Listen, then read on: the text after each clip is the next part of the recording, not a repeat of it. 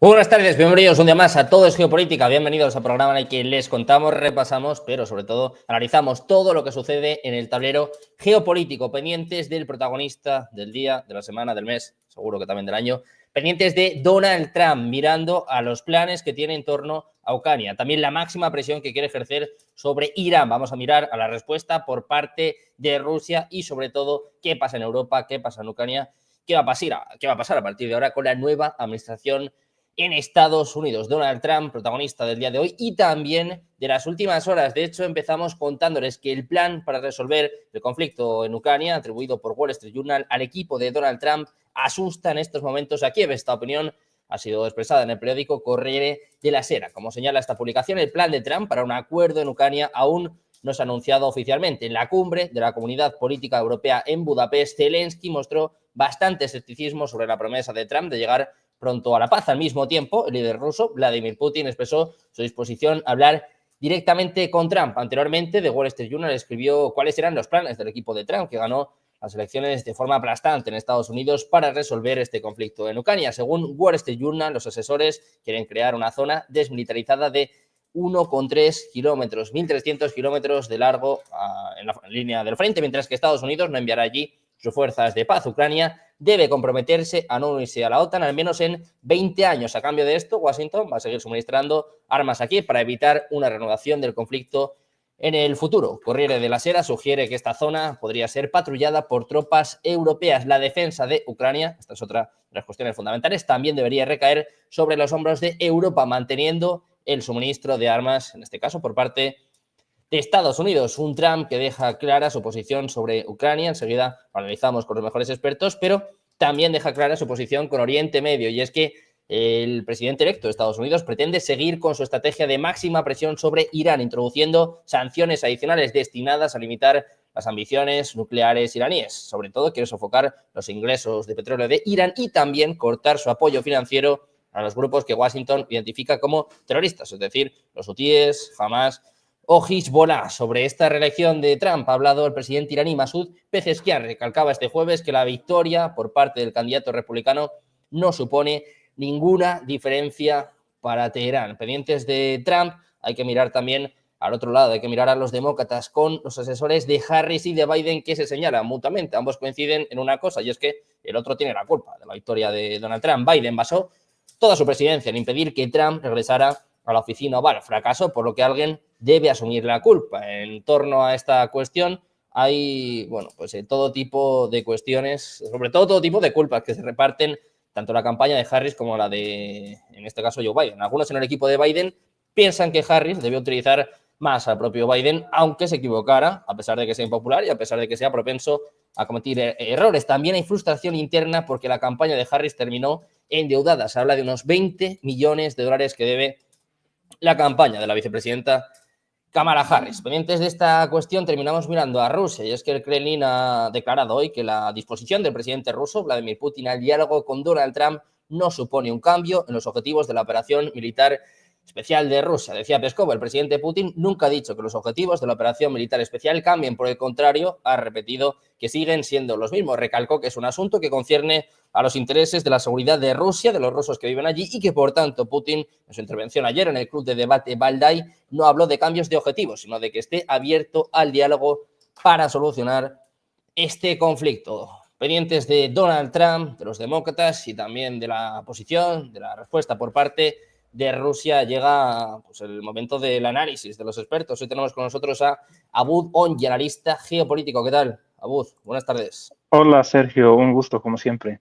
Encantados de tenerte por aquí una semana más. Tenemos también a José Manjón, escritor y analista del Instituto Español de Geopolítica. ¿Qué tal? Muy buenas, José, buenas tardes. Hola, muy bien, muy buenas tardes. Buenas tardes, encantados de tenerte por aquí, José. Y por último presentamos a Antonio Alonso Marcos, profesor de Relaciones Internacionales de la Universidad CEU San Pablo. ¿Qué tal? Muy buenas, Antonio. Buenas tardes. Muy buenas tardes, Sergio. Buenas tardes, bueno, compañero. Pues encantados de teneros por aquí en una semana, un año ya, que va a estar marcado por la llegada de Donald Trump a la Casa Blanca. Se habla de sus planes sobre Irán, de sus planes sobre Ucrania, de este plan de paz que habría propuesto ya el candidato republicano y que le deja las cosas muy complicadas a Zelensky. Antonio, si te parece, empezamos contigo. Quiero saber qué opinas de la llegada de Trump y, sobre todo, ¿Cómo va a afectar a Ucrania? Dicen que se ha desatado el pánico a tenor de este plan, que parece que ya se ha filtrado. Bueno, primero que llegue, porque hasta el 20 de enero puede pasar absolutamente de todo. Mis alumnos me decían ayer, hombre, no sea usted agorero, ¿no? Bueno, vamos a ver,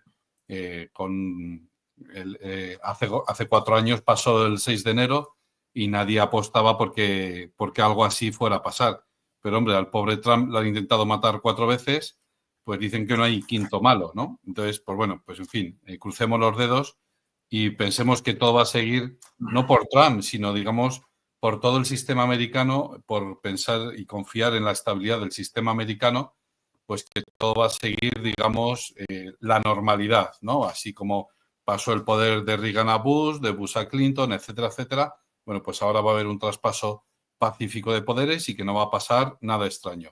Dando eso por sentado, efectivamente, yo creo que la salida más fácil de Donald Trump va a ser esa, decir, pues mira, ni $1 más estadounidense invertido en esta guerra de Ucrania, ¿no? Entonces vamos a ver cómo paramos la sangría de esta manera, pues un poco, digamos, escalonada, no de una manera abrupta, pero de tal manera que efectivamente Zelensky se vaya mentalizando y los ucranianos se vayan mentalizando de que Estados Unidos va a hacer las maletas y se va a ir de allí.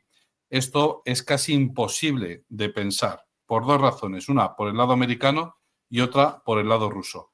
Por el lado americano, hay una serie de intereses generados en Ucrania que ya son muy difíciles de parar.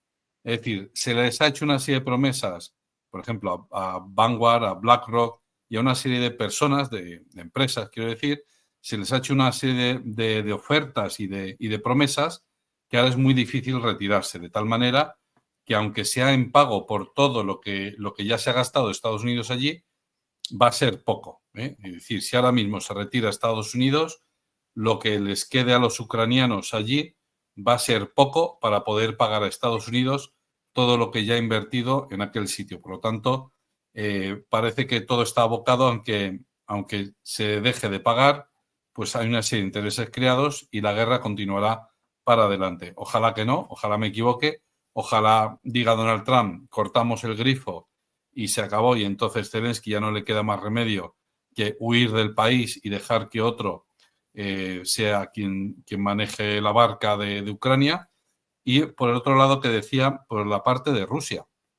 Se han puesto en marcha una serie de dinámicas contra Rusia.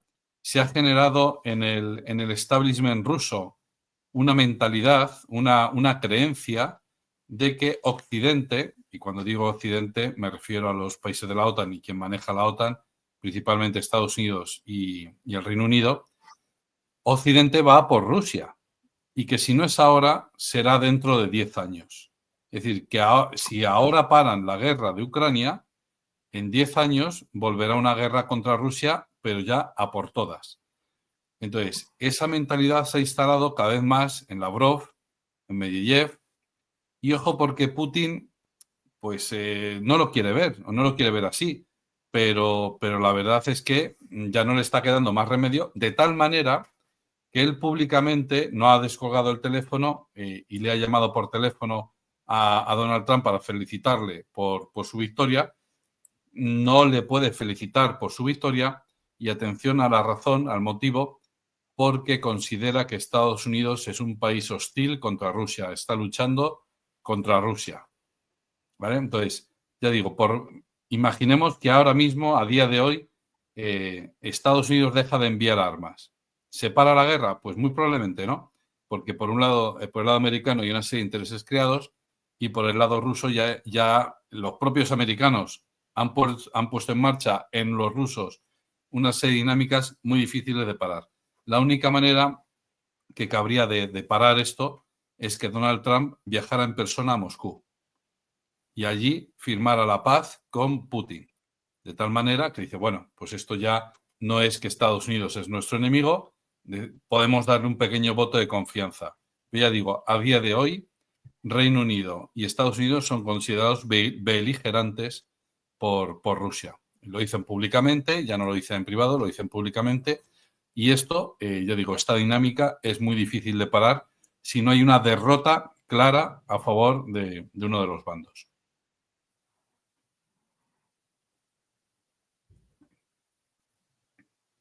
No se oye, Sergio, no se oye. Pendientes de la relación entre Putin y Trump y, bueno, de cómo se puede alcanzar esta paz, después de estas informaciones de Wall Street Journal que hablaban sobre este plan de paz del ahora ya presidente electo de Estados Unidos. José, te quiero preguntar también por esto. ¿Qué esperas tú de Donald Trump y cómo va a afectar al conflicto en Ucrania? Si estamos más cerca que nunca de una paz o, como cuenta Antonio, pues todavía queda un largo camino. En principio no creo que haya paz, porque Trump es un episodio en la historia de los Estados Unidos. Trump va a durar 4 años y los rusos se preguntan, ¿y después de los 4 años qué va a pasar? Y luego, como decía Antonio, hay unas herencias de la administración anterior que, bueno, yo creo que lo que se promete a las empresas, teniendo en cuenta que posiblemente Europa pague las deudas de los ucranianos, tampoco le puede importar mucho la política exterior americana. Es decir, lo que Ucrania no pueda pagar, lo pagará la Unión Europea. Pero, desde luego, de esta guerra los gastos los va a pagar Europa, sin duda alguna, no Estados Unidos. Entonces, bueno, en ese aspecto creo que a las empresas multinacionales americanas no creo que les preocupe mucho ese tema, precisamente. Y además, todo aquello que merece la pena ser sacado de Ucrania está en el territorio de la antigua Nueva Rusia, es decir, está en el Donbass, está en Zaporozhia, está en territorios que ahora mismo ya no están ni estarán bajo el control de Ucrania. Por lo tanto, bueno, esos son, por decirlo así, pues algo así como gastos sin fondos, o sea, fondos sin justificación, que bueno, que se han perdido y no hay más que discutir. Entonces, bueno, yo creo que tardará en venir la paz por 2 cuestiones. Primero, mientras subsista el régimen de Zelensky y, sobre todo, mientras no haya un tratado de seguridad para toda Europa, Rusia no tiene por qué parar. El objetivo de Rusia no es conquistar territorios, que no le hace ninguna falta, ni tampoco es expandirse, no se sabe muy bien hacia dónde y para qué. El objetivo de Rusia es tener unas garantías estables de seguridad, lo que en los últimos 30 años no ha tenido.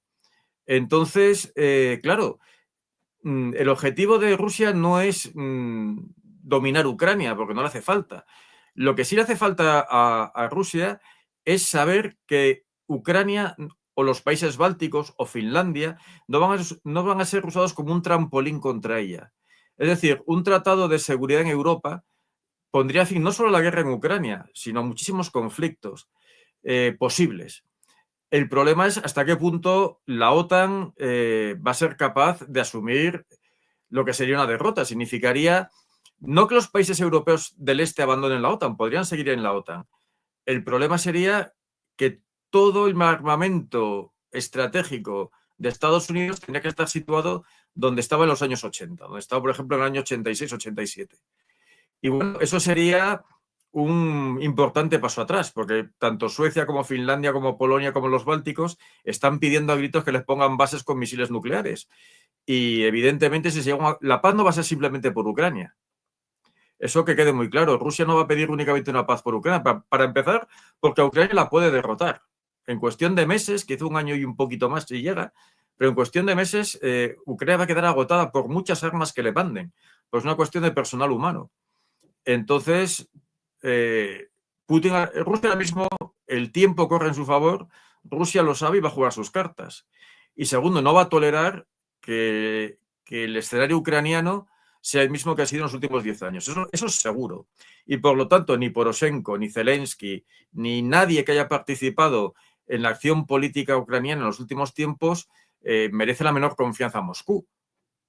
Entonces, bueno, la paz no depende de Trump. Primero porque Trump, durante su presidencia anterior, fue sistemáticamente desobedecido por sus altos funcionarios. O sea, que Trump llegue al poder no significa que nada cambie. Y ya veremos, porque, repito, entre que Trump primero tiene que, por decirlo así, purgar su propia casa, que Trump como mucho va a durar 4 años, y que Rusia lo que quiere ahora mismo es un tratado internacional que garantice la estabilidad en Europa, pues las perspectivas de paz no son cercanas. todos mirando a la paz, mirando también al impacto de Donald Trump, que, hombre, lo que sí que ha quedado claro es que vuelve con más control que nunca, ¿no? Con más poder que nunca. Vamos a ver si esto se puede traducir o no en buscar esta paz en Ucrania. Abud, te quiero preguntar a ti también, ¿qué esperas de Donald Trump y cómo puede afectar a este conflicto que ya pues, se está haciendo también un poquito largo para muchos? Primero, concuerdo completamente con lo que mencionó Antonio y José. En primer lugar, sobre el tema de proteger a Trump. Ese señor que tuvo más de 30 cargos militares, perdón, criminales para evitar que llegue a la Casa Blanca, 2 seguros atentados de asesinato y sobrevivió a todo esto. Creo que su equipo que lo rodea debería de tener claro una estrategia completamente segura para protegerlo y para que llegue sano y salvo a la Casa Blanca. Ahora, por el otro lado, también lo que mencionó José y también Antonio, del tema de que Trump lo máximo va a durar 4 años en el gobierno de Estados Unidos y los planes de Rusia, el conflicto con Ucrania es algo mucho más largo, hablando de plazo de tiempo, mucho más metido dentro de la sociedad ucraniana y la sociedad rusa. Y no creo que la política de Trump durante 4 años va a poder resolver el conflicto. Podría congelar la guerra. De hecho, entre paréntesis, la guerra entre Rusia y Ucrania está casi congelada. Ya llevamos tiempo sin notar algún avance de alguno de las dos partes. Sin embargo, aquí, y lo he mencionado en diferentes ocasiones, yo veía regreso de Trump casi seguro a la Casa Blanca desde más de 2 años. Esto no es debido a una ideología política. Hoy en día, y eso diferentes investigadores, autores, coinciden con esta idea de que estamos viviendo en una época que la podemos llamar la época post-democracia. ¿En qué sentido?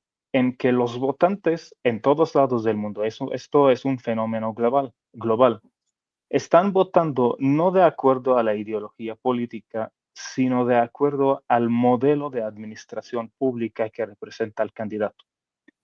Al mundo, a las personas en diferentes lados del planeta, lo que les preocupa es el bienestar, más que las ideologías políticas, y eso es lo que explica cómo es posible de que algunos países de repente se mueve el poder entre la extrema derecha a la extrema izquierda y viceversa.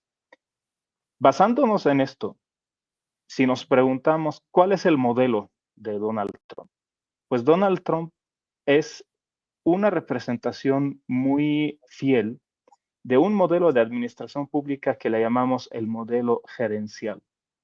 Ese modelo es el que ve que o considera que el sector privado es mejor que el sector público. Entonces empieza a copiar sistemas del sector privado para manejar y para administrar el sector público, eso diciéndolo de forma muy sencilla. Ahora, en la práctica, ¿eso qué significa? Significa que Donald Trump, y lo ha mostrado en su primer mandato de 4 años, administra el país, la política, la economía de los Estados Unidos como si estuviera administrando una empresa. Evidencia a esto, podemos analizar su política migratoria. El hecho de bajar la cantidad de visas de residencias permanentes, aumentar la cantidad de residencias temporales, es como si si fuera un director de una empresa, una organización, pues yo firmaría contratos con mis colaboradores, ningún contrato para siempre, es un contrato de corto plazo, de largo plazo, pero es un plazo definido. Y en eso entra prácticamente esa política de bajar el porcentaje de las residencias permanentes, pero aumentar las residencias temporales. Mientras tú estás trabajando, tú estás colaborando con los Estados Unidos de América, pues estás bienvenido. Pero si eres ilegal, no estarás bienvenido, y lo único que haría Donald Trump es sacar de forma masiva a todos los inmigrantes ilegales dentro del país, pero sin ponerles cargos criminales. Él no los está considerando como criminales, simplemente está diciendo, yo voy a proteger los intereses económicos de mi país, pero no me interesa lo demás. bajo de esa condición, bajo ese contexto, esa forma de administrar a los Estados Unidos de América para Donald Trump es lo que va a pintar todas sus decisiones, incluso de política externa. Donald Trump nunca ha sido político, nunca ha ocupado un cargo dentro de la estructura política de los Estados Unidos, siempre ha sido un empresario, gobernó como un empresario y en estos 4 años también lo hará de la misma forma. Es decir, dentro del tema Rusia-Ucrania, creo que bajaría, no estaré seguro si no daría ningún dólar para Ucrania, pero sí definitivamente va a poner en esa comparación el peso económico, le va a dar mucha más importancia que las ideologías políticas y los conflictos externos. Ahí hay mucho que se puede decir. Nosotros, desde el punto de vista de aquí, de México, Donald Trump, desde antes de ganar, o sea, justo el día de las elecciones, antes de ganar o un día antes, amenazó prácticamente a la presidenta de México, diciendo claramente de que si no controlan su frontera, voy a poner el 25% de aranceles a todos los productos que se importan desde México. Es una amenaza muy fuerte. Un mes antes, durante su campaña, se burló prácticamente de quien era en ese entonces el canciller de México y quien es ahora en el gabinete actual es el secretario de Economía. Se burló de sus niveles de inteligencia, prácticamente diciendo que no es nada inteligente su forma de negociar el Tratado de Libre Comercio, pero insisto, y lo he dicho en diferentes ocasiones, lo mejor que pudiera pasar para Estados Unidos y para el mundo es que ganara Trump. Y yo me sentí muy tranquilo viendo los resultados porque si hubiéramos visto a Kamala Harris ganando, yo creo que eso pondría la situación mucho más complicada respecto a las guerras que están activas, Rusia, Ucrania, Israel, el grupo Hamas. También algo que no sé si es coincidencia realmente lo que pasó en Ámsterdam el día de ayer, todas esas manifestaciones de violencia que han comentado, según los medios, los árabes contra ciudadanos israelíes o contra judíos. No sé si esto es coincidencia, pero esto también es un foco rojo y es una evidencia más a lo que también he mencionado en diferentes ocasiones de que Europa es una bomba de tiempo. Espero realmente que la política de Trump, a pesar de que pone en primer lugar los intereses económicos de los Estados Unidos, pero creo que esos intereses económicos se basan en la colaboración y la colaboración necesita paz. Entonces, hasta cierto grado, ha sido Donald Trump el único presidente en las últimas décadas que no ha iniciado una guerra, no ha iniciado un conflicto armado. Vamos a ver si realmente al llegar a la oficina Oval, y repito lo que dijo Antonio, ojalá que llegue, pero vamos a ver al momento de su llegada cómo va a reaccionar. Seguramente vamos a ver un cambio, Sergio, muy notado en comparación con la política anterior. ¿Hasta qué grado va a lograr la paz? Eso depende no nada más de él, sino depende de diferentes actores geopolíticos que están metidos en toda esta jugada, Sergio.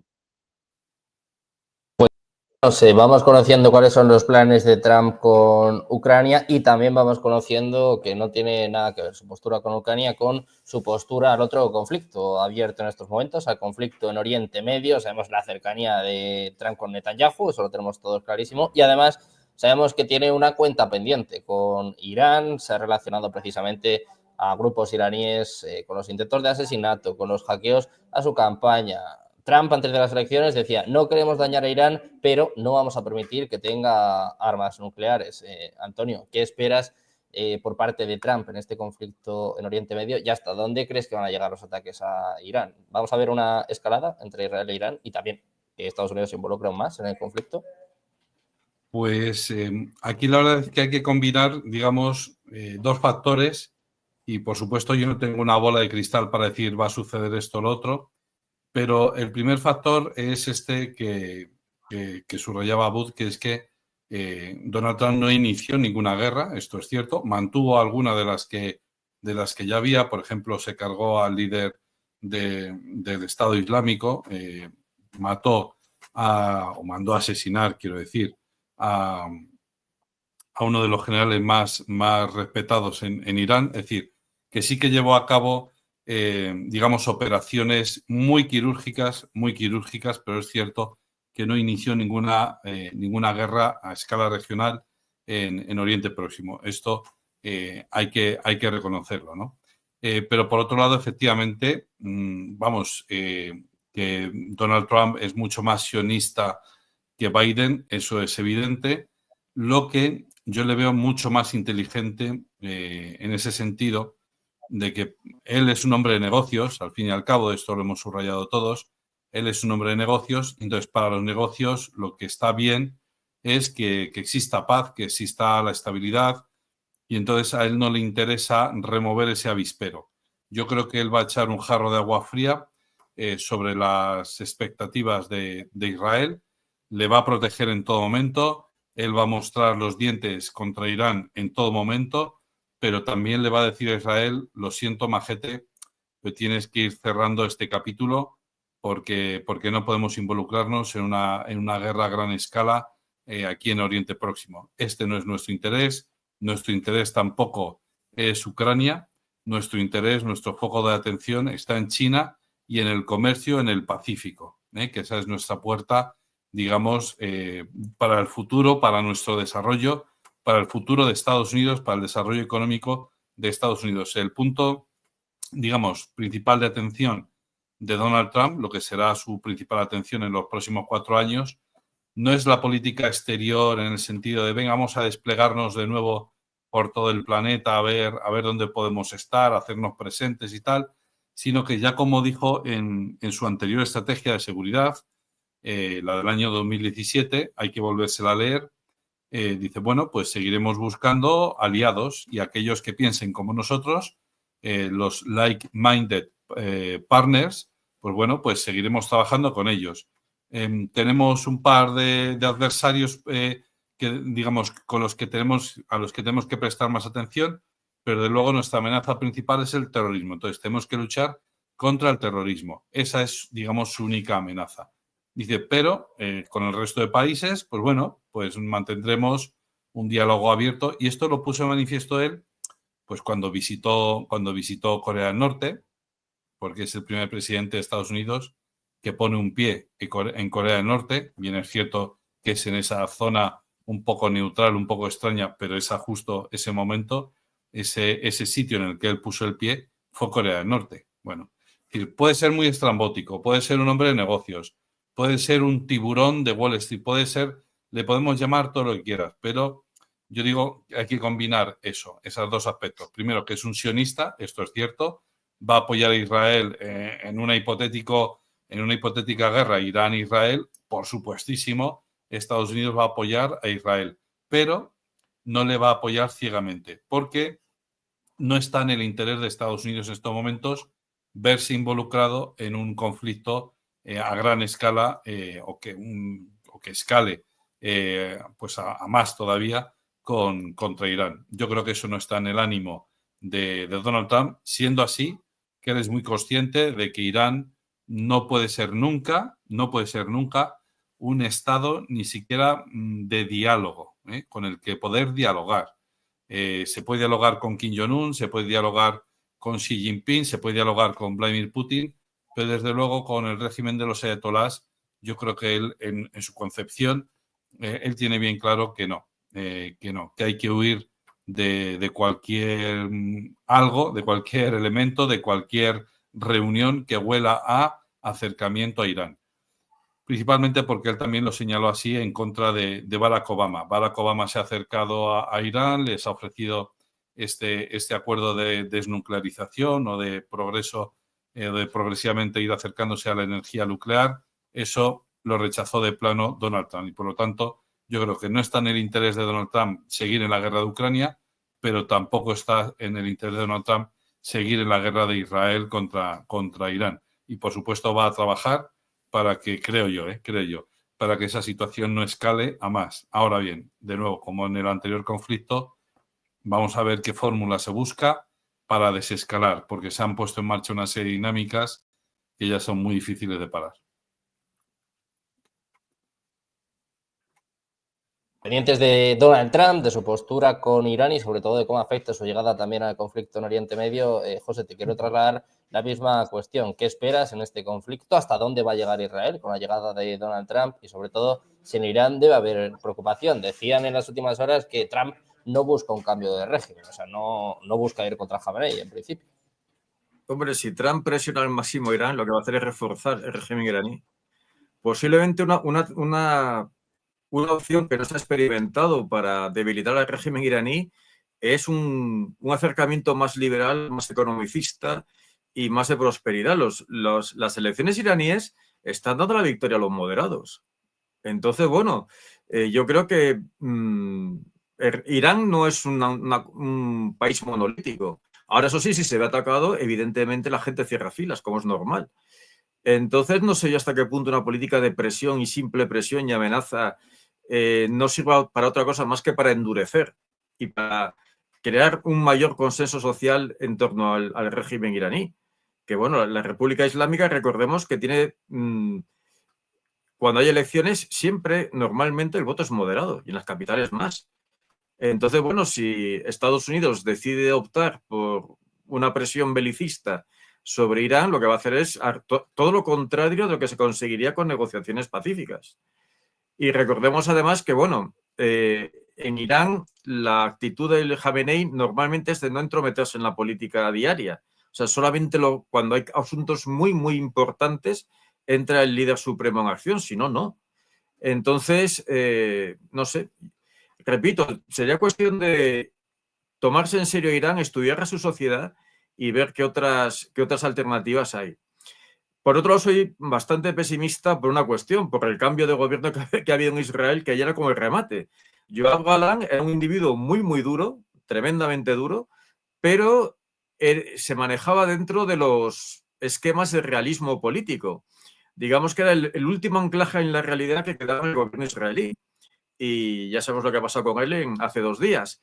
Bueno, pues es una muy mala señal, porque ahora mismo el gobierno israelí, el gobierno de Netanyahu, pues se alinea prácticamente con las posturas, por decirlo así, más excéntricas dentro de la política israelí. Y todo lo que son las personas con las que se podía dialogar y con las que se podía llegar a algún acuerdo, pues han quedado completamente marginadas. Eso sí, también la sociedad israelí está cada vez más fracturada.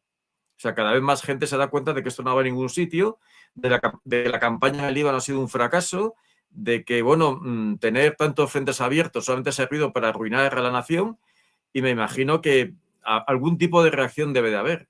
Y no olvidemos otra cosa, Netanyahu traicionó a Trump. Yo no sé hasta qué punto Trump es amigo de Netanyahu, porque Netanyahu le apuñaló por la espalda a Trump en su momento, en el año 20. Y bueno, ya veremos qué sucede. Esto, además, son 2 personalidades bastante impredecibles, con lo cual Trump siempre va a defender a Israel y lo va a defender a muerte. Ahora bien, defender a Israel no es defender a Netanyahu. Eso es importante tenerlo en cuenta. Y no sé yo hasta qué punto las cuentas pendientes entre Netanyahu y Trump, que son de aspecto muy personal, pasarán factura o no. Habrá que verlo. Y además, yo creo que la administración americana, lo que ha pasado con Galán, tampoco lo va a perdonar. Es decir, ahora hay un tema de política interna israelí que ya veremos cómo acaba.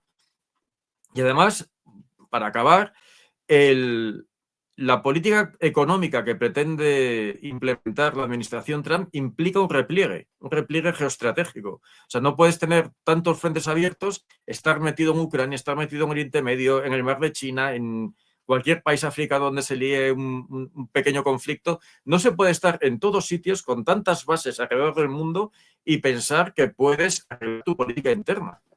Estados Unidos necesita bastante tranquilidad y está metido en demasiados problemas.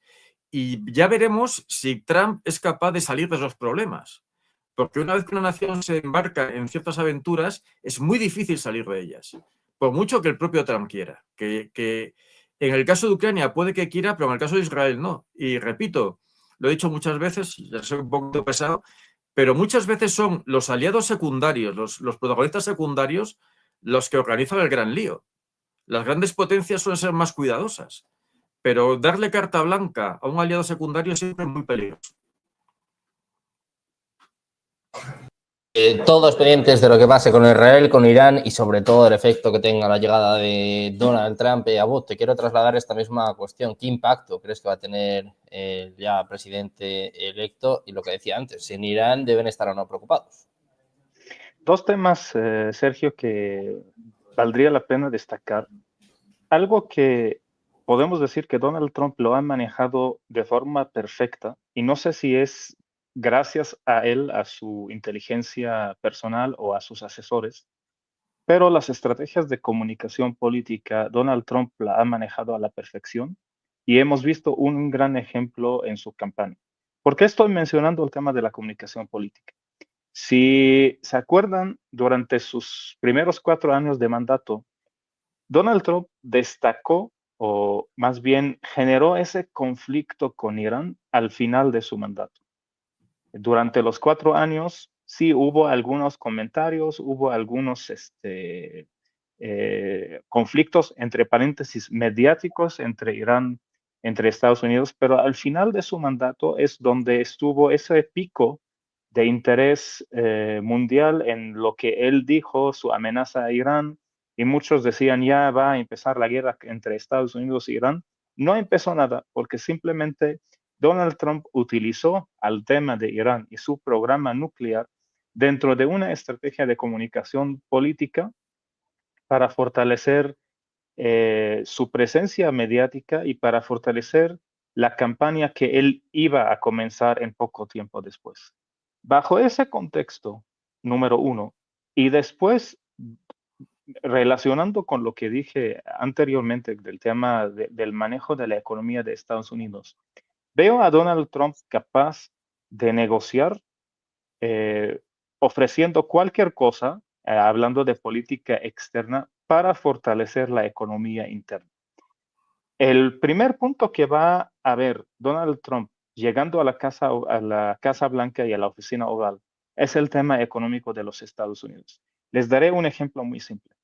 Durante 2 años, si nosotros analizamos el tema del mercado automotriz, de la industria automotriz, durante menos de 2 años, Sergio, en México entraron casi 30 marcas de autos chinos en muy poco tiempo. Y todas esas marcas se están estableciendo en México, teniendo en la mirada el mercado estadounidense, y es algo que no le va a gustar a Donald Trump, y es algo que va a tratar de manejarlo, primero negociando, y 2, poniendo aranceles, y 3, complicando las cosas. Entonces, en este sentido, para fortalecer la economía de los Estados Unidos, Donald Trump va a negociar y va a ofrecer otras facilidades. Si va a negociar con China, va a ofrecer a China otras cosas que le interesan a China en la política externa. Y va a negociar con Rusia, va a negociar con Ucrania e incluso con Israel. Regreso al punto de Irán. Lo hemos platicado en todo geopolítica en diferentes ocasiones, que parece ser que hay un acuerdo entre Estados Unidos e Irán para dividir el Medio Oriente, para hacer un nuevo mapa geopolítico en el Medio Oriente, dividiendo el poder entre estos dos países. Obviamente Israel es un representante de los Estados Unidos, o más bien Estados Unidos protege la existencia de Israel. Son acuerdos que tienen décadas de tiempo y no dependen realmente de un presidente u otro de los Estados Unidos. Siempre Estados Unidos va a proteger los intereses de Israel, independientemente quién es el primer ministro y independientemente quién es el presidente de los Estados Unidos de América. Ahora, si nosotros vemos lo que ha hecho Donald Trump, está claramente obvio que utilizó el tema del Medio Oriente dentro del contexto de la comunicación política. Probablemente va a volver a pasar lo mismo sin fallar a los acuerdos que no dependen realmente de él, porque si él empieza a fallar con esos acuerdos, pues ya es un tema muy complicado que podría afectar incluso su vida, como hemos visto con el ejemplo de John Kennedy, y no quiero no quiero ir a apoyar algunas teorías de conspiración, no soy de esa rama de análisis. Yo me considero más objetivo, más pragmático, y creo que realmente lo que va a hacer Donald Trump es intentar a negociar y dejar la guerra como una última opción. Cuando ya no hay forma de negociar con China para fortalecer su economía de él, pues ahí probablemente llega al final la guerra como una solución. Y al final, Sergio, si me permiten, había un comentario que a mí me llamó muchísimo la atención. Quisiera comentarlo por aquí. El día que se confirmó el triunfo de Donald Trump, había un tweet, un post en la plataforma X que publicó Alexander Dugin. Alexander Dugin, el filósofo famoso ruso, quien se considera el cerebro de Vladimir Putin, una persona, podemos decir, de extrema derecha dentro de la religión ortodoxa rusa. Esa persona puso un tweet, un post que la verdad a mí me llamó mucho la atención, lo puso en inglés, dijo, "So we have won. That is decisive. The world will be never ever like before. Globalists have lost their final combat. The future is finally open. I am really happy." Está diciendo claramente, ganamos. Eso fue decisivo. El mundo nunca va a ser como antes. Los globalistas perdieron su última batalla. El futuro ya está abierto y estoy muy feliz.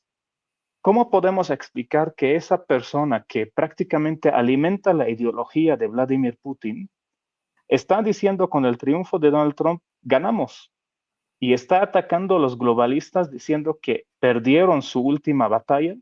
Eso creo que es un comentario que vale mucho la pena analizar, pero la conclusión de todo esto es que Donald Trump representa una corriente que tiene un interés internacional contra los globalistas, contra la Agenda 2030, contra todo lo que representa la ideología izquierda moderna.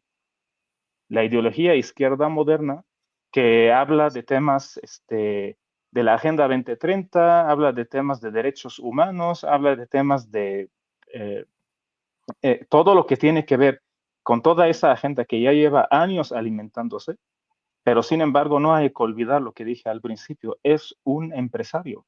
Si este empresario va a poder negociar con China y China le va a dar algún tipo de intereses económicos, pues prácticamente él no tiene por qué tener una guerra con China. Ahora, si China se aferra, si Irán se aferra, pues sí tendría que proteger en primer lugar la paz y la existencia de Israel, y ahí probablemente podremos ver algún tipo de conflicto, pero yo creo que eso no va a suceder porque hay un acuerdo claro, hay un cambio interno, a pesar de que suena una teoría un poquito separada de la realidad, pero créanme, hay cada vez más manifestaciones. Si ustedes ven los medios árabes, los medios de comunicación fuertes árabes que están comunicando diferentes señales, hay un cambio interno dentro de Irán.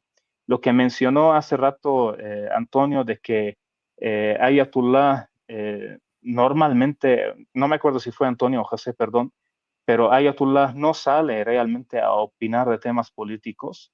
Eso era antes. Hoy en día lo estamos viendo cada rato saliendo, dando un discurso diferente al discurso del gobierno de Irán, del gobierno oficial del presidente de Irán.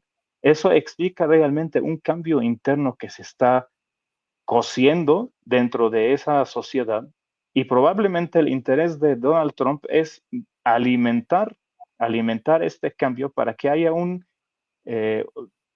una vuelta a la página, ¿no? Ver un nuevo gobierno, un nuevo régimen en Irán más laico y lejos de los grupos terroristas, Sergio. Pendientes de Irán, de Oriente Medio y de Donald Trump, antes de terminar, vamos a hablar también de los grandes derrotados de esta semana, de los demócratas, con Harris y Biden, que tienen algo en común, y es que el uno se echa la culpa al otro. Antonio, te quiero preguntar por esto. ¿Qué ha pasado con los demócratas? ¿Por qué este descalabro de Kamala Harris? ¿Y cuánto ha tenido que ver también Joe Biden en esto? Bueno, pues ni uno ni otro, los dos, los dos. Biden, vamos a ver, en términos generales, a Biden no se le puede echar la culpa de nada. A ver cómo lo explico yo esto. No dicho por mí, sino dicho por un informe de un fiscal que dice, es que no le podemos llamar al tribunal a declarar porque creo que no va a saber entender exactamente la gravedad de la circunstancia en la que está metido. Y yo creo que este es el tema, es decir, Biden no es culpable de nada en el sentido de que él no sabe ni dónde está el pobre hombre. Quizás sepa qué hora del día es, no lo sé. No sé si recordará si ha desayunado o no, no lo sé. Pero el tema es que él directamente no es responsable de eso. Quien sí que es responsable del fracaso claro, aparte de que Donald Trump, bueno, pues en fin, tiene sus virtudes que, por supuesto, aquí en los medios de comunicación occidentales, quiero decir, de Europa, de la Europa bien pensante y de la Europa woke, nos hemos encargado de laminar, por muy pequeña que sea. Es decir, hemos hecho una caricatura de Donald Trump, el señor del tupé naranja, etcétera. Bueno, en fin, le hemos caricaturizado tanto que ya no somos capaces ni de ver ninguno de sus aspectos positivos que los tiene, ¿no? Ninguna de sus virtudes.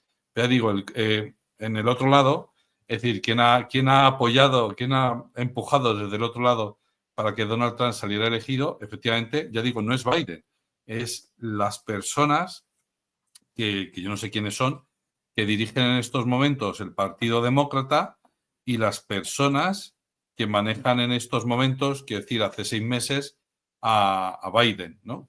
Porque mantener a Biden, la decisión, sea quien la haya tomado, la decisión de mantener a Biden como candidato a las elecciones presidenciales de este año, de este noviembre, eso ha sido un gran error. Mantenerlo además hasta junio-julio, eso fue un grave error.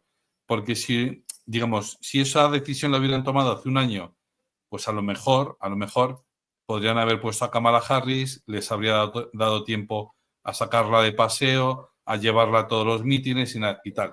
Pero recordemos cuando ya ha sido, Biden ya ha dicho yo no me presento, se presenta Kamala y tal, recordemos que fue a la escalerilla del avión a recibir a los espías americanos, ese intercambio de espías que hubo entre Rusia y Estados Unidos, ¿no?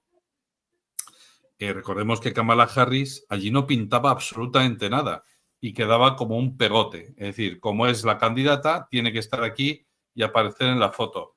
¿Quién le roba el protagonismo de esa foto? Pues Biden, que Biden sí que está allí, que Biden es el presidente, y cuando de repente ya ha salido toda la gente del avión, Biden, claro, es que era por la mañana temprano, era de madrugada, ¿no?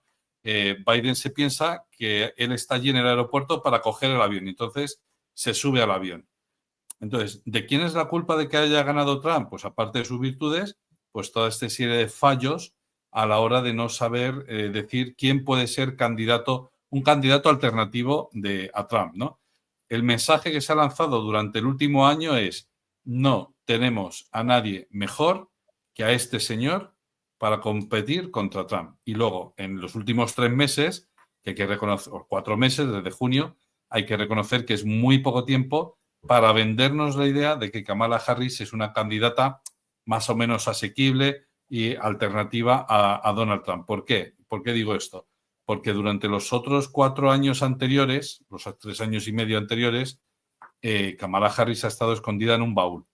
La han tenido escondida en un baúl, por lo que sea, porque han querido promover más a Biden, porque han querido insistir mucho en la idea de que Biden es el que está al mando, por lo que sea, pero Kamala Harris no era quien daba la cara. Y cuando da la cara resulta que todavía Biden le roba protagonismo. La única manera que yo creo que hubiera sido eficaz para, promover más a Kamala Harris es que Biden, ya que no está en sus plenas capacidades para ser candidato, pues tampoco está en sus plenas capacidades para ser presidente actualmente hasta enero es presidente de Estados Unidos, pues entonces que la sustituya, ¿no? Que Kamala Harris asumiera el poder en ese momento en nombre o en el puesto de Joe Biden.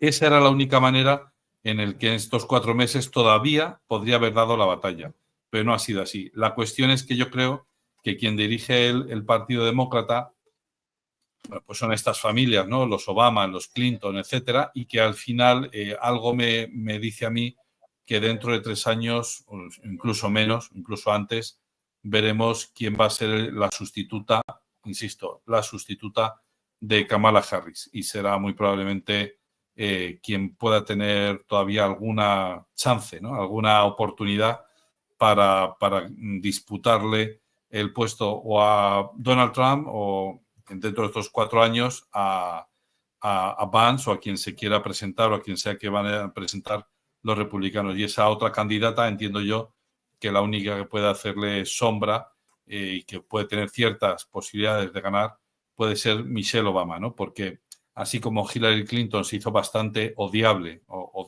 odiosa, yo no sé cómo decirlo, pero despertó bastantes odios y bastantes fobias entre los propios demócratas, Michelle Obama pues ha sabido cultivar una cara, un rostro mucho más amable, ¿eh? Entonces, ella todavía puede ser que tenga algún tipo de posibilidad frente al próximo candidato republicano. Pero ya digo, de momento habrá que ver qué pasa el 20 de enero y efectivamente a quien se le debe echar la culpa, entre comillas, aparte de a Trump de haber ganado, es, si queremos buscar culpables en el lado demócrata, pues son las personas que dirigen el partido y que han dirigido a Joe Biden en el último año, porque no tomaron la decisión hace un año de cambiar de candidato, de presentar otro candidato distinto a Joe Biden. Se obcecaron en eso y ese ha sido el gran error. Pues José, lo mismo te quiero preguntar, ¿quién tiene la culpa de esta victoria de Donald Trump y por qué pues, precisamente vemos este cruce de acusaciones entre la campaña de Harris y la campaña de Biden? Por cierto, se informa de que la campaña de Harris debe 20 millones después de todos estos conciertos, que gastaron hasta 1.000 millones en apenas un mes. José, ¿qué pasa en los demócratas? Sí, muy poco dinero, porque se han gastado un auténtico pastizal en el tema. Bueno, una cosa antes... siempre se habla de Dugin como el inspirador de Putin. En realidad, el inspirador de Putin fue su antecesor, Yevgeny Primakov. Si nos leemos los libros de Primakov, que es un político, un diplomático muy experimentado, es la prehistoria de todo lo que ha venido después. Dugin es un hombre más bien metafísico y, de hecho, en sus artículos se queja del poco caso que se le hace y realmente es prácticamente nulo. Pero bueno, lo que íbamos, la culpa de todo lo que está pasando, evidentemente el pobre Biden no es culpable de nada. En ese estado, pues el pobrecito bastante tiene con ir a los sitios y no perderse en su marasmo mental. Pero la culpa, entre otras cosas, la tiene la inflación. La tiene que la vida en Estados Unidos es carísima e insoportable y que las clases medias han sido vapuleadas durante los últimos 4 años. Y que, bueno, el pueblo americano lo que quiere es volver a lo que tenían en los años 60, lo que tenían en los años 70, lo que tenían en los años 80, que no han vuelto a ello, pues, por una serie de políticas que consideran, pues, dañinas. Y, bueno, yo creo que un factor que no sé, se olvida muchas veces es lo difícil que es la vida para un americano de clase media sobrevivir. Entonces, y el muchísimo dinero que hace falta para llevar una vida medianamente decente en Estados Unidos. Y bueno, eso es algo que el Partido Demócrata ha ignorado supinamente, ¿no? No lo ha hecho en menor caso la clase media. Tenía sus objetivos en Ucrania, en China, en yo qué sé, en Azerbaiyán, donde sea, menos en los hogares de su gente. Y esa especie de desprecio, de ignorancia o de, no sé, de poca atención a su gente es lo que ha llevado a la ruina a los demócratas, además por una verdadera paliza. No olvidemos que todos esperábamos un resultado ajustado y así una soberana paliza la que han recibido los demócratas. No es culpa de Trump, perdón, no es culpa de Harris, no es culpa de Biden, es culpa de una política sistemática de olvido de la clase media. Pues clases medias de esta derrota de los demócratas, esta victoria aplastante que nos estaba contando José. Muchísimas gracias a los tres por estar con nosotros un día más. Abud, José, Antonio, muchísimas gracias por estar con nosotros. Un placer. Muchas gracias. Un abrazo. Buenas tardes. Nosotros que seguimos pendientes de la actualidad geopolítica, de contarles las últimas horas, también, por supuesto, mirando a Wall Street con noticias sobre Tesla, noticias también, ojo, sobre la empresa de Donald Trump. Hacemos una pausa y seguimos con la mejor programación en Negocios Televisión.